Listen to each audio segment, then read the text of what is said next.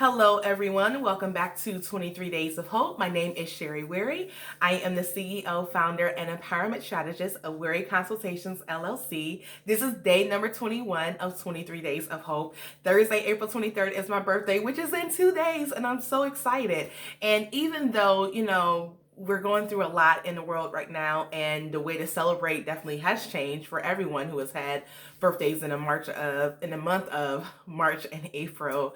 I'm so excited because one just causes me to be able to reflect on all the things that God has brought me through and the blessings that I've experienced over the past year, and puts me in a position of expectation for what's going to happen within the next year. So totally hype about that. But today I would like to talk about the topic of hope to expect and to prepare. And this came to mind actually as I was listening to the song I'm Getting Ready by Tasha Cobbs Leonard. If you have not heard that song, you definitely need to go listen to that song right after this video. It's so fire. But the song talks about preparing for the greater things that God has for you. And it's based upon, or at least I assume it's based upon, because it's very similar to a scripture in the Bible, 1 Corinthians 2:9, which says that, but it is written, eyes have not seen, ears have not heard, neither has it entered into the hearts of men, the things that God has prepared for those that love him.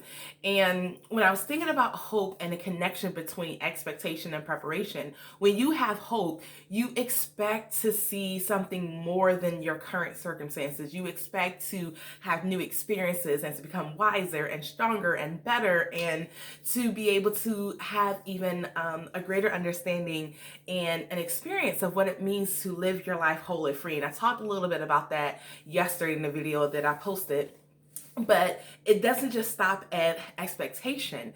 You then couple or you attach action to your expectation, will now put you in a position of preparation. So now, because I expect God to do more, to use my pain to manifest my purpose, to use the things that have not been so great in my life to still work out for my good, I now start preparing for the abundance that I expect to receive from God. And I'm not just talking about material things. I'm talking about abundance in mind, spirit, emotions, in your relationships, in your finances, in your business, in your self-esteem and your self-worth, and how you view yourself, and your ability to have compassion for others and to reach out to other people as well, so that you start preparing, you making room. It even reminds me too of a woman who is pregnant, and as she gets closer to her due date, she starts to now nest. So she's preparing the home and getting the nursery ready and buying things that are needed and making sure that everything is ready for this precious new bundle of joy to come into the home and now be part of her lives and the lives of the father as well. And so when it comes to even us being in a position of expectation and preparation, we must also do the same thing. It's not enough to just be mentally or cognitively aware that, hey, God has greater for me on the horizon at some point, whether it's tomorrow, the next week, next month, or next year. I know that there's greater that he's going to allow to come into my life. But now it's also about making room. So making room in your spirit and purifying your spirit and cleansing yourself of anything that will be a hindrance to you receiving more of God, to you being even more attuned to what he is saying and what he is doing. And so, that means spending time with God and letting go of weights and sin. The Bible talks about that, to remove or get rid of yourself of the weights and sin that so easily besets us. So it's not enough just to mark off the fact that, oh, I'm not doing this sin anymore. But there could be some weights where it's not a sin, but for you, it causes you to not be in a position to walk in the fullness of what God has ordained for you to walk in. And so you have to let it go.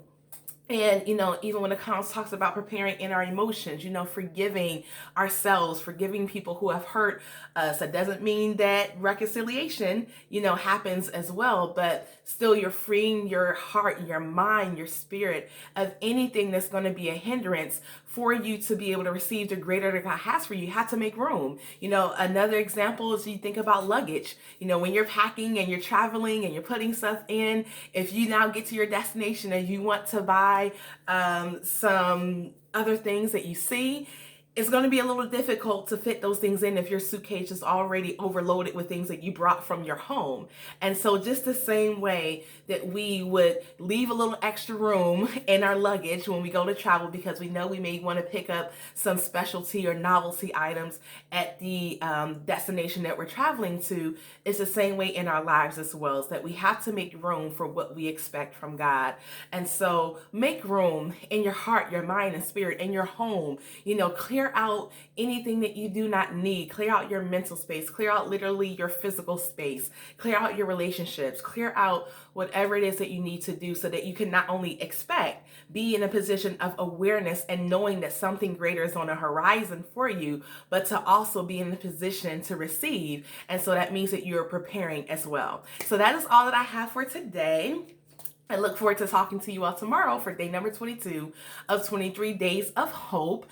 Couple announcements before I let you go. So first, April 23rd, Thursday, 4 p.m. Eastern Standard Time. So to culminate this whole series of 23 Days of Hope, we are going to be partnering with Sharia Farmer, the RS Counseling and Wellness Center, to do a virtual support group, just to be able to provide some information to everyone as we try to navigate these unprecedented times that we are in. Sharia has been hosting these workshops actually on a weekly basis for the past few weeks in light of the global pandemic that we have going on. They're completely free. You get awesome, amazing tips. So make sure that you register for Friday or Thursday at 4 p.m. The link will be available, if not tomorrow, then Thursday morning. But then check out also, in the subsequent weeks that follow as well. So I'm very excited about that.